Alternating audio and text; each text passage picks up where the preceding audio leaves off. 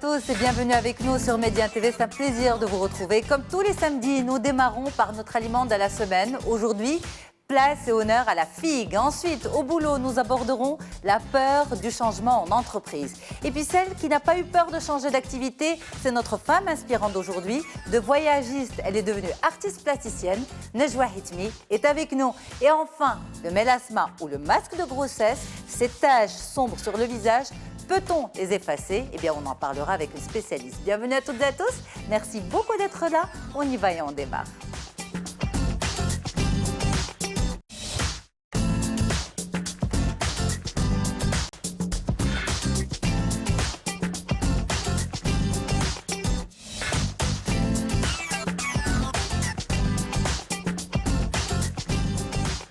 Merci à vous pour votre fidélité. C'est un plaisir de vous retrouver toute l'équipe bien sûr qui travaille pour On se dit tout et surtout les femmes qui ont accepté d'être là aujourd'hui, qui prennent de leur temps pour venir participer à l'émission et surtout pour vous apporter le meilleur de l'information.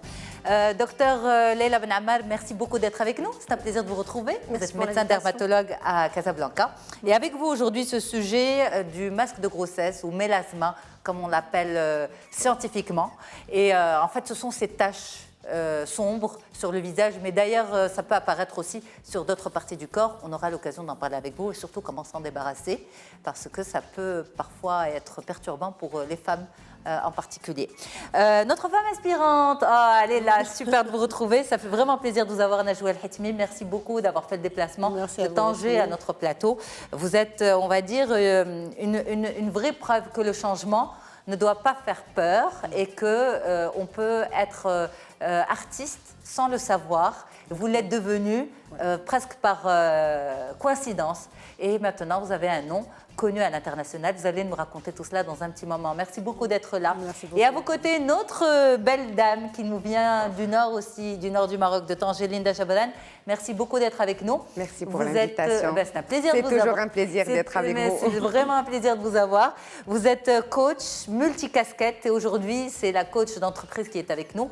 La peur du changement d'entreprise. Pourquoi les changements font aussi peur? Eh bien, on en parlera avec vous dans un petit moment. Mais pour l'heure, je vous propose de passer en revue un aliment qui est très présent sur les tables du mois de Ramadan, la figue, le shriha, le karmous. On regarde en image ce que ça donne. Ça donne envie en tout cas et on revient pour discuter de tout ça et plus encore. À tout de suite.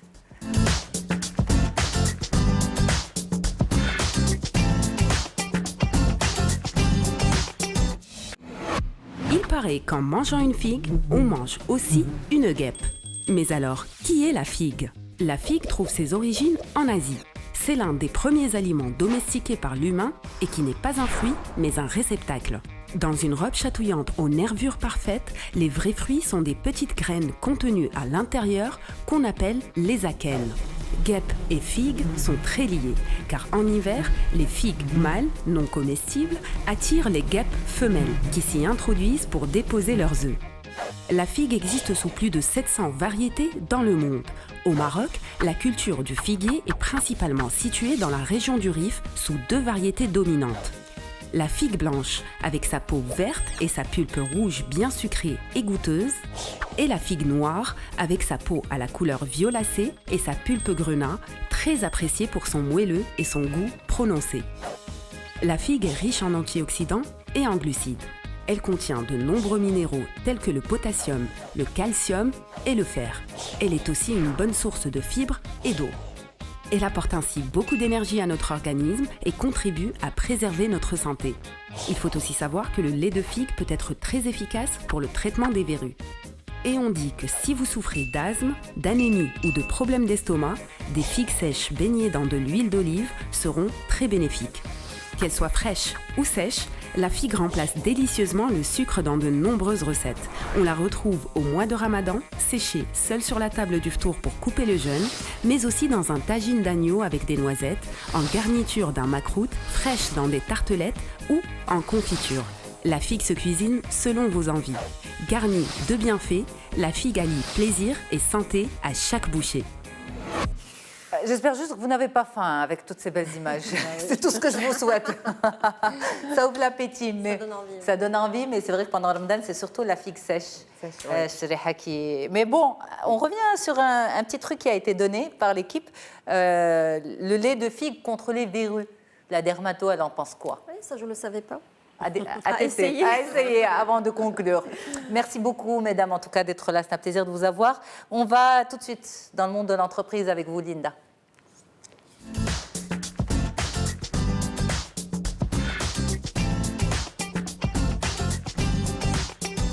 Et donc, cette peur du changement en entreprise, or aujourd'hui, au XXIe siècle, on va dire que le changement est perpétuel, que ce soit à la tête de la direction, que ce soit en termes de processus de travail, que ce soit en termes de nouvelles technologies. Toutes les raisons sont bonnes pour qu'il y ait du changement, il faut être flexible.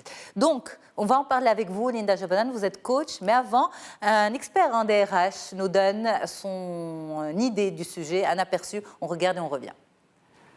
En entreprise, le changement en général provoque une rupture d'équilibre qui est déjà établie. La peur, elle ne concerne pas le changement lui-même, mais concerne les effets négatifs éventuels du changement qui est imposé. On a peur de perdre pas mal de choses, de perdre le pouvoir, de perdre la reconnaissance, de la compétence, en cas de changement de technologie, etc., de perdre son positionnement et son influence au sein de l'entreprise, et la peur de perdre son job. Si on veut résumer tout ça, c'est qu'en général, la peur du changement, imposé ou pas imposé d'ailleurs, parce que des fois, même quand on veut un changement, on a très peur de sortir de nos zones de confort. C'est ce qui fait que des fois, on reste sur place.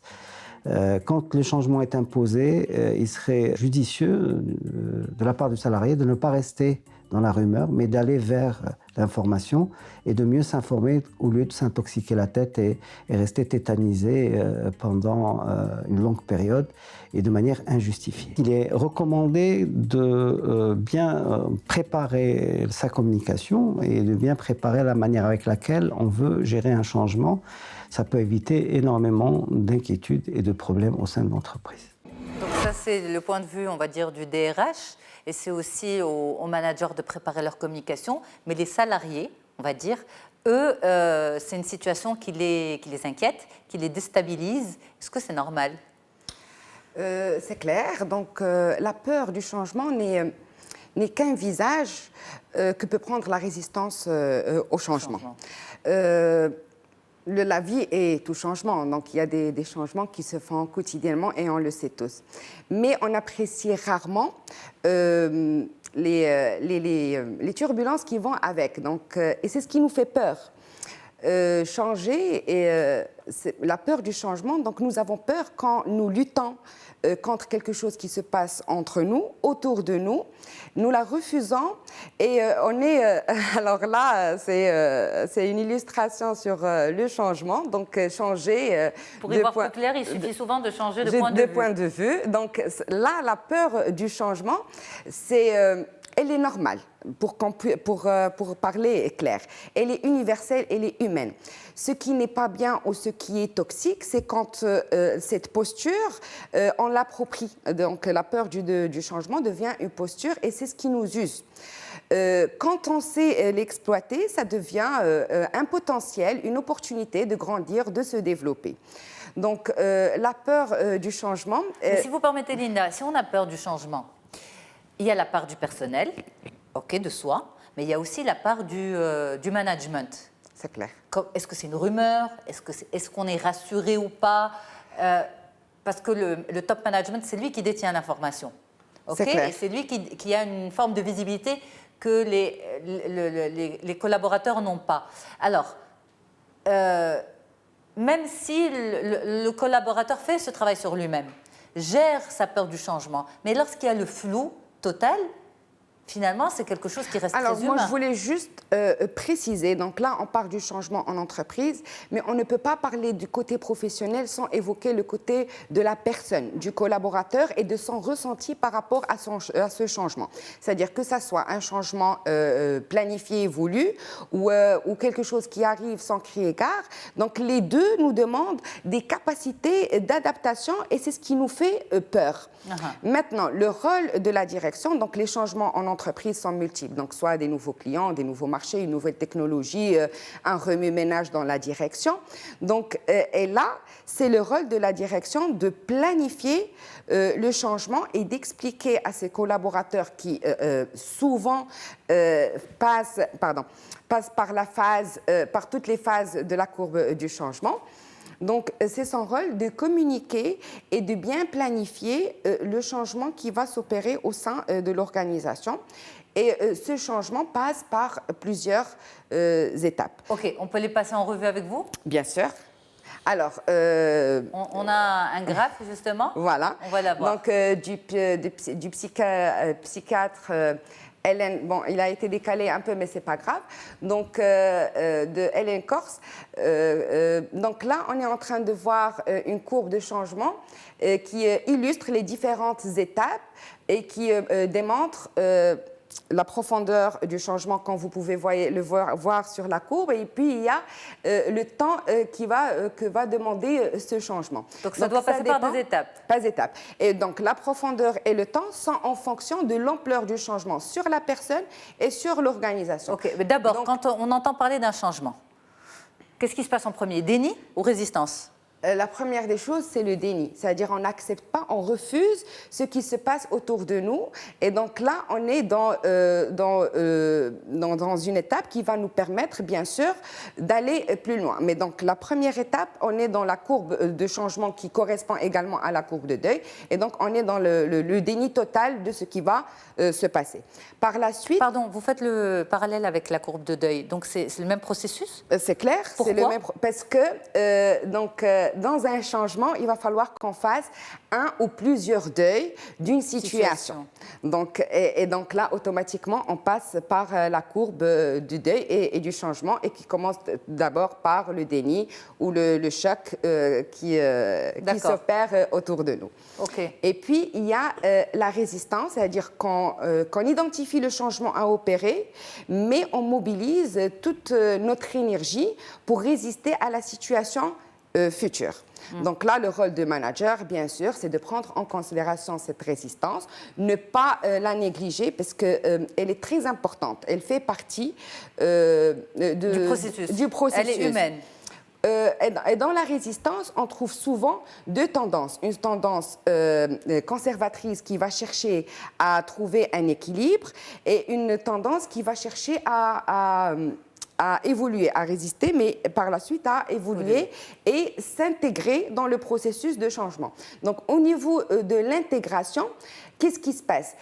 On mobilise, donc l'énergie qui a été mobilisée pour la résistance change de cap pour devenir une énergie d'apprentissage.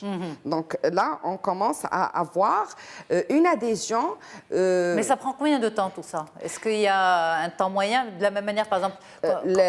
comme je viens de dire, la question de temps et la profondeur du changement dépendent du changement. Voilà, de l'ampleur du changement. Il n'y a pas de règle générale.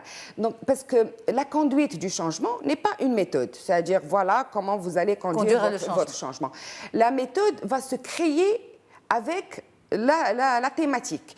Mais il ne faut pas oublier qu'il y a des étapes qui sont nécessaires. Ils sont nécessaires pour décoder certaines problématiques. Par exemple, au niveau de la résistance, ça peut être très bénéfique parce que ces personnes ou ce groupe de personnes peuvent nous apporter une vision qui est différente de celui du top management. Il ne faut pas avoir peur de ça, d'une forme de résistance. Non, non, il faut la travailler, l'écouter, communiquer et la mettre en confort.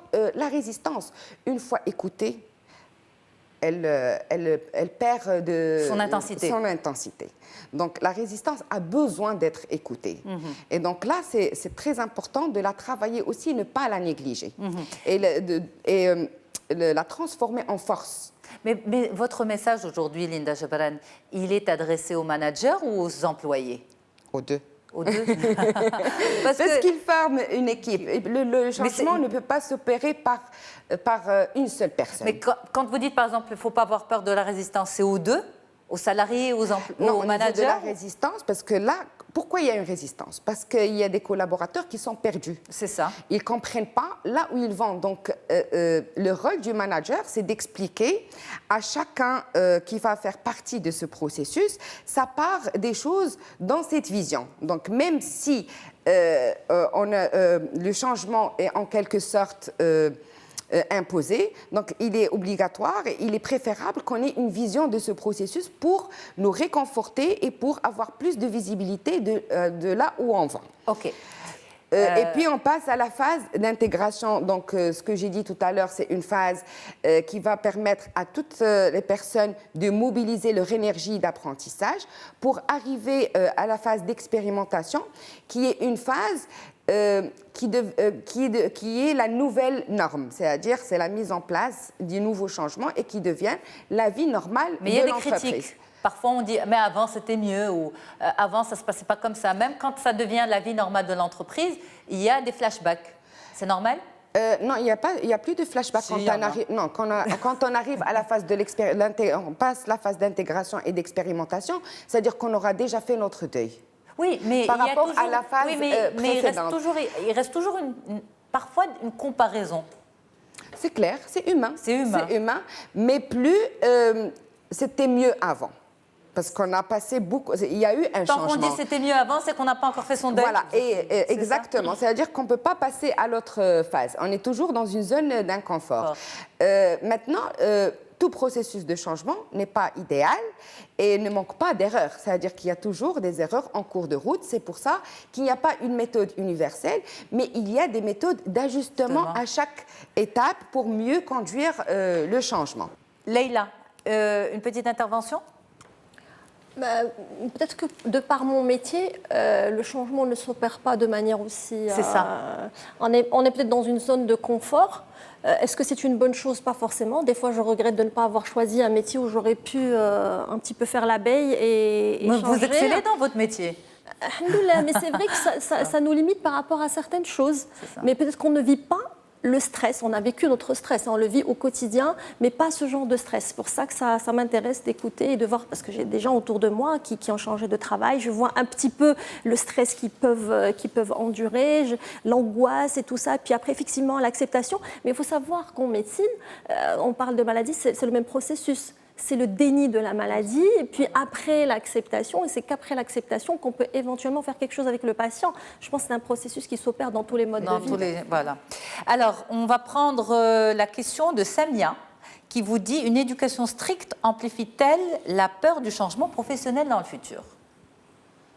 Alors, moi je dirais 75% de nos actions et de nos émotions sont des comportements automatiques qui viennent de nos croyances, de notre éducation, de notre manière de faire. Alors, amplifie-t-elle la peur du changement? Cela dépend des différentes reconnexions qu'on va pouvoir opérer par rapport à nos comportements automatiques. Donc, il s'agit d'opérer des petits changements et de faire des nouvelles connexions pour changer de comportement et pour changer de pensée. Donc, en quelque sorte, pour gérer cette peur, il va falloir nous déconnecter de notre pilote automatique, laisser place à nos émotions, les contrôler pour pouvoir y agir et maîtriser cette peur. Alors, vous avez la question de Mehdi qui vous dit « J'ai obtenu un poste dans une entreprise où mes subordonnés sont majoritairement des seniors. Comment anticiper leur résistance à ce changement ?» Ça, c'est un sujet à part. Hein. Non, mais c'est ce que je veux dire, c'est un sujet à part entière. À part entière, c'est clair. Donc, déjà, le sujet du changement, c'est un sujet qui est très important et qui demande beaucoup d'explications, beaucoup d'outils de travail, etc. Maintenant, ce que je viens de dire tout à l'heure, donc par rapport à cette catégorie de seniors, bien sûr, l'entreprise actuelle regroupe différentes générations, mais toujours le changement englobe deux tendances. Les seniors qui ont un sens conservateur et qui vont chercher l'équilibre, c'est-à-dire ils vont être très prudents par rapport au changement qui s'effectue. Et c'est une bonne chose. Bien sûr, c'est ce qui montre la complexité de la conduite du changement. Mais l'une, donc la force conservatrice et celle évolutive, ne peuvent pas vivre l'une sans l'autre. Voilà, c'est ce qui fait l'équilibre de l'entreprise. Eh bien, merci de nous rassurer, Linda Jabran. Merci beaucoup d'être là. On continue l'émission tout ensemble, mesdames. Mais d'abord, on marque une courte pause et on revient pour la deuxième partie. On parlera mélasma et on parlera aussi inspiration art avec Najwa El-Hitmi. À tout de suite. Et nous sommes de retour pour continuer l'émission avec vous. Merci beaucoup d'avoir choisi Médiane TV et 11 Dito pour vous accompagner. Alors, Linda Jabran, on faisait le point avec vous sur la peur du changement d'entreprise. Dans un petit moment, on va parler de masques de grossesse. Tout à l'heure, on avait pas mal de petites recettes avec la figue. C'était notre aliment de la semaine. Mais tout de suite, elle est là, notre femme inspirante. On la retrouve.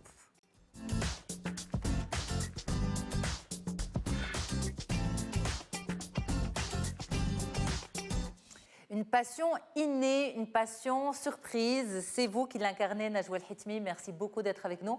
C'est un plaisir de vous recevoir. Vous êtes artiste plasticienne, mais dans une autre vie, vous étiez voyagiste. Exactement. Vous êtes maman aussi, dans cette vie encore, alhamdoulilah.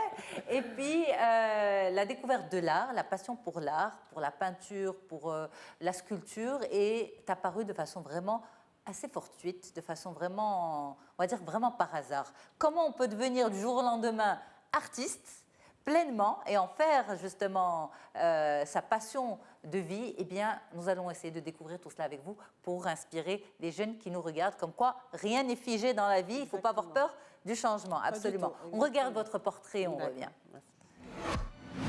C'est à Tanger, perle du Nord, qu'est née Najwa El-Hitmi. Professionnelle du tourisme, sa passion pour les voyages développe chez elle le goût de la découverte des paysages, mais aussi de l'être humain. C'est ainsi que sa rencontre avec la peinture provoque en elle l'envie de redémarrer une nouvelle vie. Dans ses œuvres, Najwa El-Hitmi exprime sa passion et sa spontanéité. Elle transmet son amour pour l'être humain et les beautés de ce monde. Entre tradition sacrée et modernité, elle marque ses œuvres par leur diversité. Elle fait de la rencontre des formes, des lumières et des écritures un mélange harmonieux et expressif. Elle impose ainsi son empreinte et sa réflexion sur son travail. Dans un mouvement, elle exécute manuellement ses peintures. Dans l'évasion, elle fait la quête de la vie et la continuité sous l'égide de la poursuite. Son œuvre est une introspection et réflexion de son âme, son être et son devenir. Pour elle, la vie est un éternel commencement qui chaque fois nous emmène plus loin. Najwa El-Hitmi partage son art et son dévouement pour la peinture et la sculpture dans un message de générosité et de sincérité. Pour cette artiste, ce qui compte avant tout, c'est la force créatrice et non l'aboutissement. Elle dit « L'énergie œuvre vers la matière, à travers la matière, on avance ». Alors, justement, cette force créatrice, Najwa El-Hitmi, vous l'avez découverte du jour au lendemain. Exactement. Nous, on n'est pas là, bien sûr, pour faire une critique d'art. On va parler de votre cheminement, de ce processus. Et quand on voyait le reportage, en fait, vous travaillez tout avec tout. Ouais. Il n'y a pas, en fait, c'est pas que le pinceau, la toile... C'est pas du tout ça, c'est de la création qui vient de partout et qui va vers tout. Exactement. Pour moi, c'est la rencontre avec la matière, c'est ça. Le premier jour, ça a été vraiment une rencontre et là, chaque chose nous apprend quelque chose, chaque chose a sa manière, chaque chose a son énergie. Donc, c'est comme la vie, c'est un éternel recommencement, c'est une éternelle découverte. Et justement, j'aime pas rester sur quelque chose. Pour moi, la vie est tellement pleine de... Alors, on va revenir à ce premier jour. Oui. Tout a commencé un jour. Exactement. Alors, ouais. Ça fait combien de temps déjà? Ça fait à peu près 6-7 ans. 6-7 ans. 6-7 ans, oui. Et qu'est-ce qui s'est passé? Vous étiez voyagiste, oui, exactement. Maman, installée dans la vie professionnelle. Oui, peut-être je rejoins un peu ce qu'a dit Linda. Peut-être j'étais dans un déni quelque part, dont je viens de faire un peu le lien. Mais j'ai commencé d'abord parce que je sentais que vraiment quelque chose ne me plaisait pas. J'adorais les voyages, j'adorais ce que je faisais, mais il y avait quelque chose. Je sentais il y a vraiment quelque part comme un mal-être, mais il fallait... C'est comme une recherche de liberté en fait. C'est ce que je voulais. Pour moi, c'était vraiment une recherche de liberté. Donc, à force de... J'ai commencé à m'intérioriser un peu, à faire un peu de travail sur moi, et c'est là que vraiment, pour moi, c'était une rencontre. Mais parce qu'en fait, quand on a besoin de liberté, qu'est-ce qu'on fait en général? On va marcher, on va faire du sport. Oui. Voilà, on ne devient pas artiste du jour au lendemain. C'était vraiment une quête intérieure. Il y avait quelque chose qui voulait sortir. Qui voulait sortir, exactement. Donc, mais alors, comment vous l'avez fait sortir? pour moi, il faut faire confiance à la vie. Je pense que la vie, à un moment où on prend le temps de s'asseoir avec soi-même et tout ça, je pense qu'on est guidé. Les portes s'ouvrent par elles-mêmes. On fait des rencontres, on fait des choses. Pour moi, sincèrement, je pense que les choses viennent à nous. Il suffit d'être attentif et être ouvert. Donc, alors, racontez-nous le jour où vous avez acheté votre première toile et votre premier pinceau. Parce que c'est là où tout a commencé. Ouais, c'est vraiment, c'était pas prévu du tout. Donc, en marchant sur un boulevard, donc, je rentre dans un magasin. Et je rentre vraiment, je ne sais pas pourquoi, donc je demande, j'étais en train de voir, je ne savais même pas pourquoi j'étais là, donc le monsieur il s'est présenté, est-ce que je peux vous aider? Je dis, bon, là je suis en train de regarder, il dit, vous peignez? Je dis, non, vous dessinez. Il m'a dit, non. Il m'a dit, prenez du papier. Je dis, non, je veux la toile. Je ne savais pas, mais j'ai compris par la suite que vraiment c'était mon besoin de manier la matière. Donc, et du coup, j'ai pris une toile, je lui ai dit, qu'est-ce qu'il me faut? Il m'a dit, une toile, des pinceaux, des couleurs. Donc, oui. Donc, j'ai pris ça, je l'ai ramené à la maison. Je l'ai laissé, je ne savais même pas pourquoi. Donc, 10 à 15 jours après, je me suis lancée. Et donc, comment vous êtes dit, qu'est-ce que ça fait là? Allez, on va l'exploiter? C'est vraiment pareil, c'est venu d'un élan. Élan. Exactement, c'est venu d'un élan comme ça. Donc j'ai pris la toile, j'ai mis ce que j'avais. C'est même pas, c'est quelque chose qui dépasse le mental. C'est vraiment quelque chose qui a surgi comme ça. Donc j'ai commencé ma première toile, j'y croyais pas. Ma fille m'a dit, wow, maman, c'est joli. Je dis bon, si j'étais toute. Donc et là vraiment c'est comme effectivement j'ai ouvert quelque chose. C'était vraiment une ouverture. Et là depuis je pouvais plus m'arrêter. Déjà un mois après j'avais 20 ou 30 toiles. C'était vraiment quelque chose. C'est comme c'est quoi, une par jour?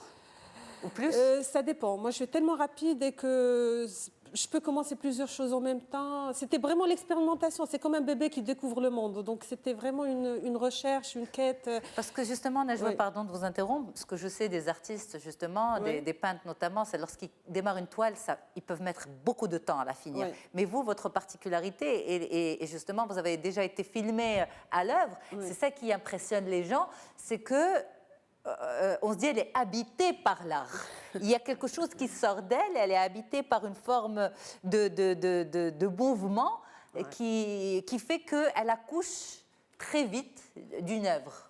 Oui, ben ça c'est la créativité et pour moi c'est le flux. Donc plus on se donne cette permission de laisser couler les choses, ça vient à nous. Je pense que chaque personne, moi je ne crois pas que juste un artiste, chaque personne s'il fait vraiment les choses du cœur, ça émane, ça sort. Mais alors juste qu'on comprenne, est-ce qu'avant vous étiez un peu manuel? Est-ce que, parce que là, vous ne vous êtes pas arrêté à la peinture, vous êtes passé à la sculpture, on vous voit justement travailler avec... vous êtes en train de souder des choses, si on peut avoir, voilà. C'est de la soudure? Oui, c'est de la soudure. Vous gravez sur des plaques en métal? Oui, je soude, j'écris même. J'adore le processus de l'écriture, donc j'écris avec la soudure. C'est une technique... C'est ça, voilà, ça va très vite en fait. On voit que ça va très très vite et puis ça donne un super beau résultat. Mais est-ce qu'avant, il y avait quelque chose? Est-ce que vous étiez manuel? Est-ce que vous étiez fort en dessin à l'école? Pas du tout, pas du tout. Justement, c'est ça. Moi aussi, c'est pour ça quand on me dit aujourd'hui, j'ai pas de mémoire d'aimer le dessin. J'aime un peu ce qui est manuel, j'aime bien un peu la déco, la cuisine surtout. Donc pareil, dans ma cuisine, je suis tellement rapide, je fais beaucoup de choses en même temps. Ça, c'est un peu vrai. Mais c'est comme ça. C'est comme si je rentre dans un espace où vraiment Et justement, encore une fois, c'est la liberté. Il faut vraiment se donner la liberté. Et la peur, je pense, la peur, c'est notre plus grand frein. Il faut vraiment se libérer de la peur du regard de l'autre, la peur du changement. Une fois qu'on se lance, il faut laisser recours à cette part qui est en nous, qui a besoin de s'exprimer en fait. Parce qu'en fait, vous avez laissé tomber le métier de voyagiste. C'était un confort, une zone de confort, un confort matériel, et vous avez décidé de laisser tomber tout ça. Parce que sans regret? Non, sans regret, vraiment. Parce que c'est quelque chose de plus fort que moi. Et aujourd'hui, pour rien au monde, je changerai. Parce que vraiment, c'est vrai que le métier d'artiste n'est pas souvent confortable. Alors, pas du tout. Parce que, surtout encore, avec la manière avec laquelle je travaille, c'est vraiment, ça sort des tripes. Et c'est un peu confortable. Par contre, il y a vraiment une nourriture qu'on n'a pas ailleurs. C'est vraiment parce que c'est une connexion à soi-même et on a quelque chose, une vibration qu'on ne peut pas avoir dans d'autres... Bon, en tout cas pour moi. Ça vous a changé à quel niveau? En tout, je pense. Ça m'a vraiment changé. Ça a changé la mère, l'épouse, la femme, oui. l'ami. L'ami, exactement. Et on regarde la vie autrement. on regarde la vie différemment, on a plus d'ouverture. Et on sait, ça ne veut pas dire qu'on est tout à fait libre. La liberté, c'est tout un chemin. Et c'est de plus en plus on avance, plus il y a plus de portes qui s'ouvrent, plus de choses. Justement, la matière, elle te donne cette possibilité. Et pour moi, donc, j'ai fait toutes les thérapies. Pour moi, la matière, c'est quelque chose qui est beaucoup, elle reflète, c'est un travail très, très fort. Est-ce qu'il y a eu de la compréhension de la part de l'entourage au départ, où il y a eu plutôt des réticences? On s'est dit c'est un caprice. Oui, au début c'est difficile, mais regarde les artistes, c'est pas quelque chose qui peut vous faire vivre. C'est vrai il y a de beaux masques ici, si on peut avoir. Ça, c'est un travail qu'on a fait. C'est ma dernière expo que j'ai fait en collaboration avec un autre artiste. C'est un travail à 4 mains avec Abdelghani Bouziane. Donc c'est ma dernière exposition. On voulait justement travailler sur cette complémentarité visible-invisible, masculin-féminin. Donc c'est la dernière expo en cours. Super. Donc, je vous laisse finir sur, l'entourage, je vous interromps. L'entourage, ça a été, au début, c'est normal, parce qu'on n'a jamais vu travailler ni créer quelque chose. Donc, automatiquement, d'un jour au lendemain, tu sors comme ça. Les gens n'y croient pas trop. Ou bon, ça peut être... C'est un caprice, ça va lui passer. C'est un caprice, ça va lui passer, tout ça. Mais bon, après, j'espère que ça va se confirmer au fur et à mesure. Mais ça s'est bien confirmé, alhamdoulilah. Vous avez un nom maintenant qui a dépassé les frontières. Je l'espère en tout cas. Mais pour moi, c'est un chemin de toute une vie. Pour moi, c'est un chemin de toute une vie. On peut consacrer notre œuvre qu'à travers de longues années. Et c'est une perpétuelle recherche.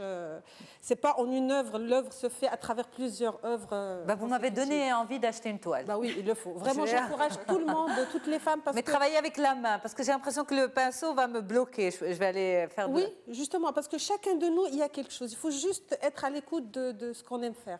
Ça peut être la poésie, ça peut être le chant, ça peut être... Il y a en chacun de nous, il y a un artiste qu'il faut découvrir. Il faut découvrir, exactement. Absolument. Oui. Leïla, ça vous intrigue? Ça donne envie. Ça donne envie. On va investir directement, on investit dans une même toile, comme ça. Non, c'est un travail personnel. C'est un travail personnel. C'est un bel exemple. C'est un bel exemple, exactement. Voilà, c'est pour ça que l'idée, c'est de vous avoir toutes les deux. Lida qui parle de la peur du changement et Najwa qui prouve que le changement peut être au contraire un renouveau. Et c'est plein de cadeaux. Justement, il y a la résistance, mais après on découvre. La peur, elle est là. Il faut justement, moi j'ai entendu quelque part dernièrement, la peur c'est comme notre chien de garde. Il ne faut pas, au contraire, il faut l'apprivoiser et c'est elle, après il n'y a que des cadeaux. Eh bien, merci beaucoup Najwa d'avoir fait le déplacement pour toucher le plus grand nombre de nos téléspectateurs à travers votre interview avec nous, donner de l'espoir, inspirer et guider cette jeunesse notamment qui en a besoin. Allez, on a une question pour vous de la part de Majda qui dit « Continuez-vous à exercer votre passion dans le tourisme ?» Le tourisme, je le continue à travers, comme à Tanger, j'adore recevoir les gens, j'adore. Pour moi, c'est les valeurs aussi du Maroc. Donc, pour moi, ça reste toujours. J'aime bien faire découvrir le Maroc aux étrangers, aux amis. Donc, ça reste toujours. Aux nouvelles connaissances artistiques, justement. Oui. Ça ouvre aussi. Effectivement. Et puis, le tourisme, c'est une histoire de famille. Exactement, c'est ça. Donc, je l'ai dans le sang, mais en même temps, à travers, j'ai rajouté aussi le monde de l'art. Eh bien, merci beaucoup d'avoir été avec nous. C'était un plaisir de vous recevoir. On continue l'émission ensemble. Mesdames, on va parler de masques de grossesse. Qui c'est qui en a souffert après un accouchement? Après, au dernier mois de grossesse, mais ça a vite disparu. Ça a vite disparu. Alors, est-ce que c'est le cas pour tout le monde? Pas forcément. On en parle tout de suite.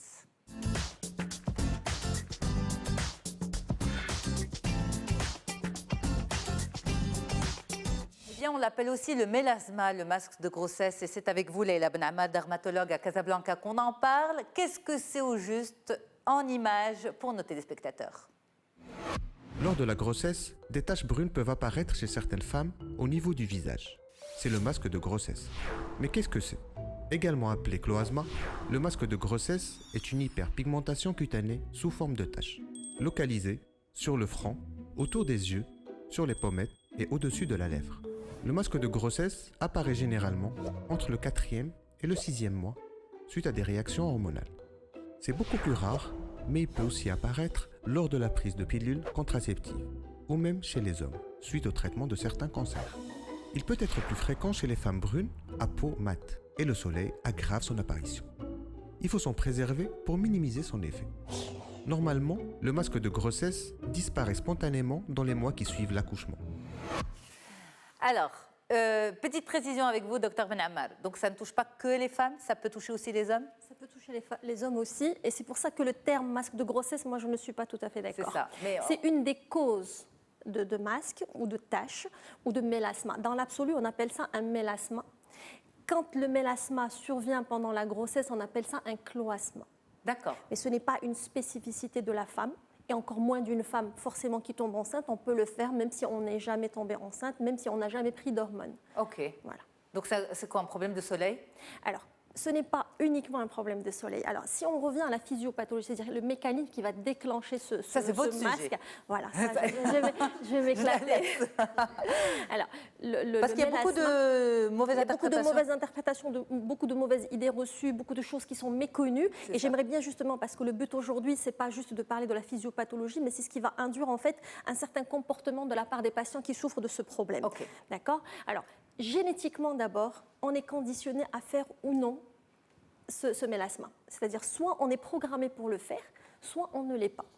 Alors les gens qui vont être programmés pour faire ce problème, il viendra un jour, un moment T, où il va déclencher ce problème de tache. Généralement chez les femmes, vu effectivement le statut hormonal de la femme, mais aussi certains hommes.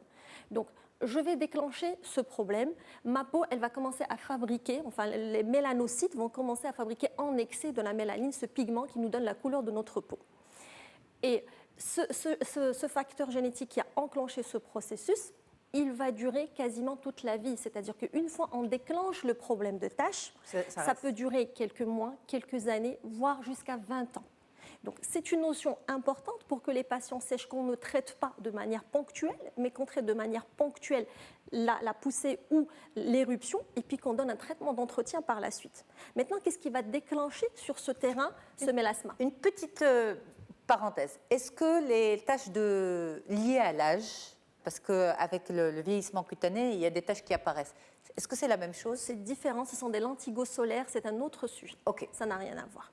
Donc, une fois on déclenche pourquoi on va le déclencher? Ça peut être suite à une exposition solaire. Tout simplement. Tout simplement. Ça peut être suite à une grossesse. Ça peut être suite à la prise de traitement hormonal. Il y a les pratiques qui sont caractéristiques de notre contexte marocain particulièrement. Le hammam, les frottements et tout ce qui va avec. C'est-à-dire? Les cellules mélanocytaires déclenchent le processus de fabrication du pigment avec le frottement. Et la chaleur stimule la pigmentation. Le frottement de l'kiss? Oui. Okay. Ça, c'est quelque chose qu'on contre-indique complètement chez les gens qui ont un mélasma, parce que sinon, ça ne marche pas. Donc, nous avons le soleil, nous avons les hormones, la grossesse, la vapeur qui dure 2 heures, il reste 2 heures, 3 heures dans un hammam en pleine vapeur, donc ça stimule la pigmentation, le frottement et le stress. Ils ont prouvé scientifiquement que le stress pouvait enclencher ou entretenir les problèmes de mélasma. Pour revenir au soleil, avant, on pensait que juste les ultraviolets étaient responsables de taches. Et ce n'est pas que. Plus la science évolue, plus on apprend que finalement le soleil, les UV déclenchent des taches, mais aussi la lumière visible. Et c'est ce qui explique, puisque la lumière visible elle est plus importante en été, que nous avons une aggravation des taches en été. Ils ont trouvé aussi que pour toutes les personnes qui font des taches, il y a un substratum vasculaire. C'est-à-dire que ça commence par une microvascularisation au niveau de la peau, et ce sont ces microvaisseaux qui vont enclencher ce processus de tache. Mais ça, on peut le savoir ou pas, à notre niveau? Le dermatologue peut le savoir. Oui. Quand on fait un examen de la patiente ou du patient, on peut trouver une microvascularisation, et c'est ce qui a impliqué une prise en charge qui a évolué dans ce sens. Donc il y a énormément de choses qui vont expliquer qu'on va faire des tâches et qui vont expliquer que les tâches, elles vont perdurer dans le temps. Mais donc on ne peut pas prévenir ça, puisque vous nous dites finalement, il y a plusieurs causes, et puis ça peut se déclencher du jour au lendemain, après une exposition solaire, après un hammam, etc. Est-ce qu'on peut faire de la prévention? Ce qu'on peut faire, la prévention elle va se faire un petit peu en amont par la protection solaire, parce que finalement, c'est le premier facteur enclenchant des taches, particulièrement sur les peaux brunes. Quand vous avez parlé avec madame, quand elle a dit qu'elle a eu ça ponctuellement, que c'est parti parce qu'elle a la peau blanche. Plus on a la peau blanche, plus on a la chance de voir disparaître ces taches. Plus on est brun, plus notre système mélanocytaire est actif, plus on a des chances de voir les taches perdurer ou d'avoir des taches plus sévères que sur une peau blanche. Donc, la prise en charge, effectivement, si on veut faire un conseil, c'est de dire aux patientes, surtout pendant la grossesse, de bien se protéger contre les rayonnements solaires. Quand on prend aussi un traitement hormonal, d'assurer une protection solaire, surtout si on a un terrain génétique. Par exemple, si la mère ou si les sœurs, elles ont déjà eu un problème de tache, on a plus de chances aussi de le faire.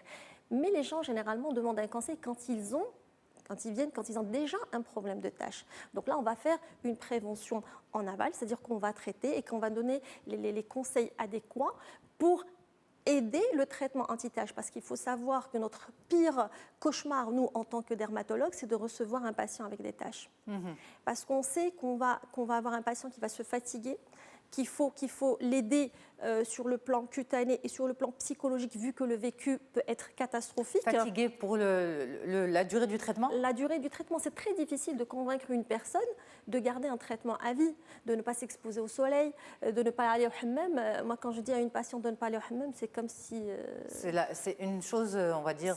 elle est effarée. C'est ça. Docteur, vous pouvez me dire de mettre de l'écran toute ma vie, mais vous ne pouvez pas me dire de ne pas aller au hammam. En marocain que je suis. S'il vous plaît, docteur, c'est important. Laissez-moi aller au hammam. Et là, en marchand, en fait. Non, il faut aller le matin, très tôt, ne pas rentrer dans la vapeur, lui interdire complètement de frotter son visage. Alors là aussi, pour elle, c'est inadmissible. Je vais rester sale, Et le gommage? C'est interdit. Non, pas le gommage Bilkis. Un petit gommage. Il faut que ce soit fait de manière très douce, avec des produits très doux, parce que là aussi, il y a des produits de gommage qui sont agressifs et d'autres qui sont très doux. Même pour essuyer la peau, il ne faut pas frotter, il faut tamponner. C'est vraiment, ça devient une peau très capricieuse qu'il faut prendre avec beaucoup de douceur. En été, on devient encore plus sévère avec nos patients dans la mesure où quand ils mettent un écran, ils ont l'impression que ça y est, ils sont protégés. D'abord, ils ne renouvellent pas leur écran toutes les 2 heures, chose qui est indispensable parce qu'après 2 heures, l'écran n'est plus actif, et ne mettent pas une protection vestimentaire. Or, l'écran ne permet de bloquer qu'une partie des UV, et même les écrans, actuellement, il y a sur le marché des écrans qui protègent aussi bien contre les UVA et les UVB que la lumière visible. Donc, des fois, on est amené à changer l'écran de ces patientes et de choisir un écran qui est adapté pour la période ensoleillée où il y a beaucoup de lumière. Ok. Mais alors, le traitement, est-ce qu'on peut s'en débarrasser ou finalement, une fois que c'est là, eh bien, on va atténuer, mais on ne va pas complètement débarrasser la peau? C'est une question qui est très, très difficile. C'est-à-dire que quand on reçoit une patiente, il y a d'abord un examen qu'on peut faire, ce qu'on appelle l'examen à la lumière de Wood. C'est un examen qui nous permet de voir est-ce que les taches sont uniquement superficielles ou est-ce qu'il y a une composante profonde. Malheureusement, souvent, il y a une association de taches superficielles et de taches profondes. On peut agir sur les taches superficielles, mais il est très difficile d'agir sur les taches profondes.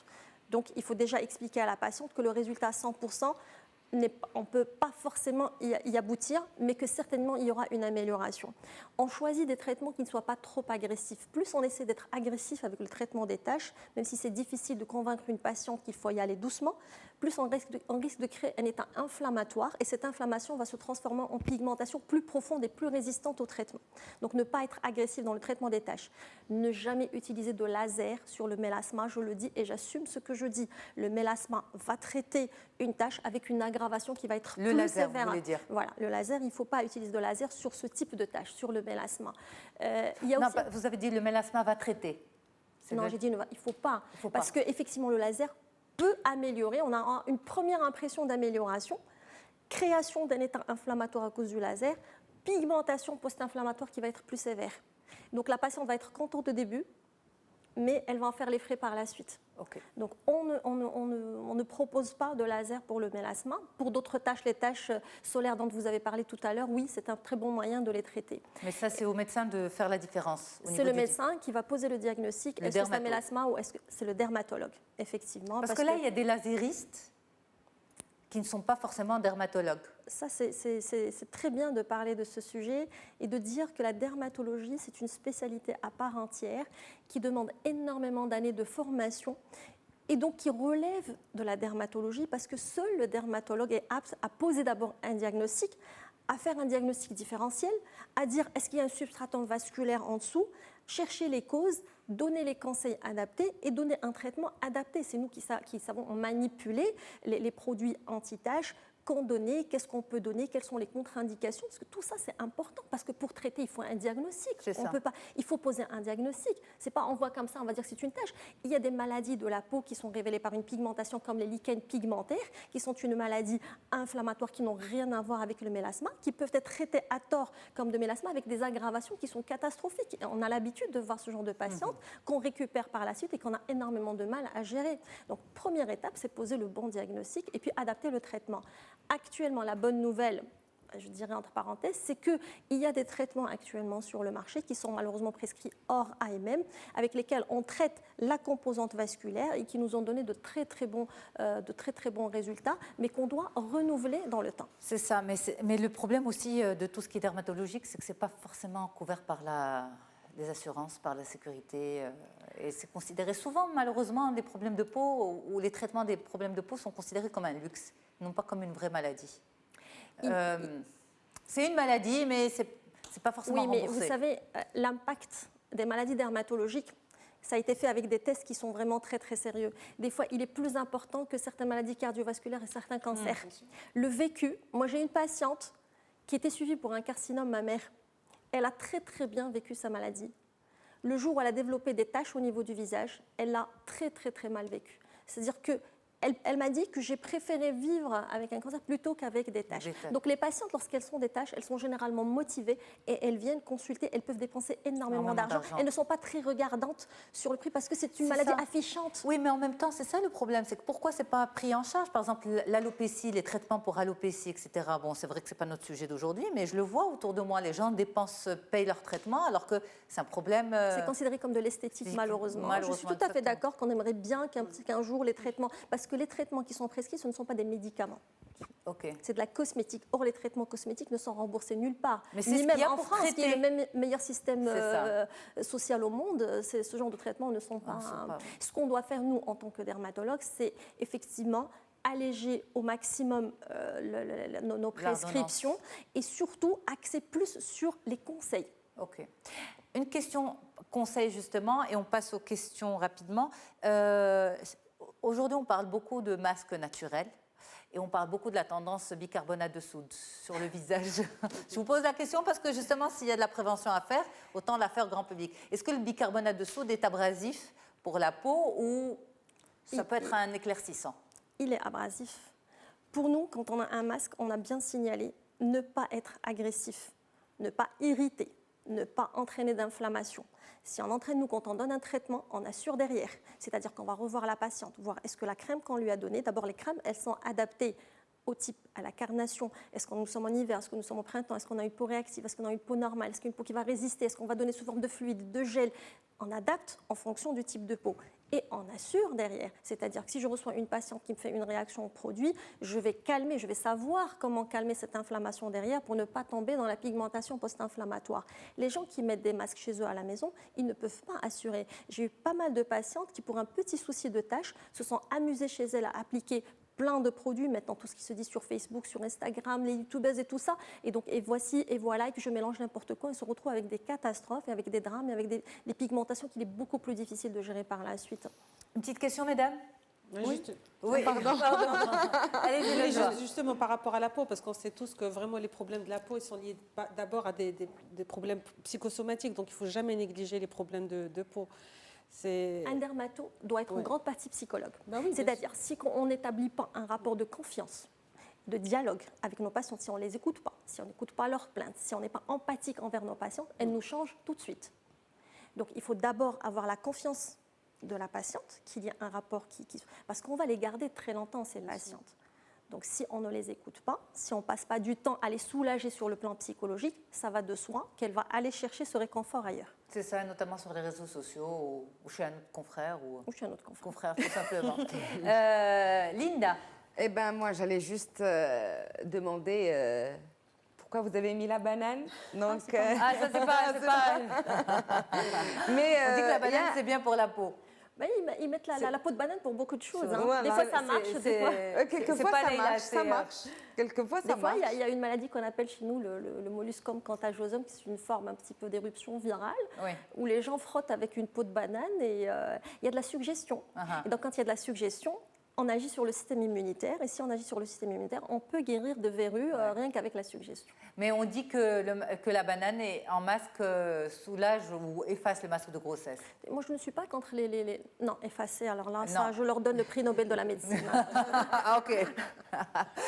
Donc, mettre du miel, mettre de la banane, tout ça, il n'y a pas de problème. Mais mettre des... Ça dépend après la réaction de la peau. Écoutez, sincèrement, le mélasma maintenant, on sait comment ça se passe, on sait quels sont les produits qui sont adaptés pour le mélasma. Il vaut mieux consulter, avoir un avis tranché, scientifique. Leïla Ben Ammar, nous avons une question pour vous de la part de Hassania qui vous dit comment traiter le masque de grossesse sans passer par le peeling? On ne passe pas forcément par un peeling. Vous l'avez dit d'ailleurs, il ne faut pas passer par un peeling. Non, pas forcément. C'est-à-dire que... Pas forcément ou pas du tout? Pas forcément. Alors écoutez, le peeling, on peut utiliser certains peelings doux aux acides de fruits, mais pendant la période hivernale. C'est ça. Donc si on met un peeling, parce que les acides de fruits, qu'est-ce qu'ils vont faire? Ils vont remonter à la surface des cellules qui sont jeunes, ils vont éliminer des cellules qui sont chargées en mélanine. Il faut savoir que les traitements peeling doux font partie du traitement de mélasma. On peut donner sous forme de crème. Et chez certaines patientes, on peut conseiller aussi des peelings, certaines séances de séances de peeling, mais en hiver. Sur certains types de peau, où il n'y a pas un trop gros risque de pigmentation post-inflammatoire par la suite. Donc le choix de la peau est très important. Mais ce n'est pas je rentre chez le dermato, il me dit de faire un peeling. C'est ça. On commence toujours par le b.a.-ba, par le plus simple, en avançant progressivement en fonction de la tolérance de la patiente. Mais est-ce que par exemple, une patiente qui arrive chez son médecin qui lui dit je veux faire un peeling, est-ce qu'on peut brûler les étapes et passer directement au peeling? Ce n'est pas le patient qui décide. Ce n'est pas le patient qui décide. C'est au médecin de gérer. De gérer, parfait. Merci beaucoup Leïla d'avoir été là. Merci pour toutes ces réponses. Merci énormément mesdames. Je vous souhaite un bon retour. Chacune à sa destination. Leïla Ben Ammar à Casablanca, Linda Jebran à Tanger, Najwa Al-Hitmi à Tanger également. Merci à toutes et à tous d'avoir été avec nous sur Médien TV. C'est un plaisir de vous retrouver. Ce sera un plaisir pour moi de vous retrouver prochainement et notamment sur les ondes de la radio du Grand Maghreb. Au revoir.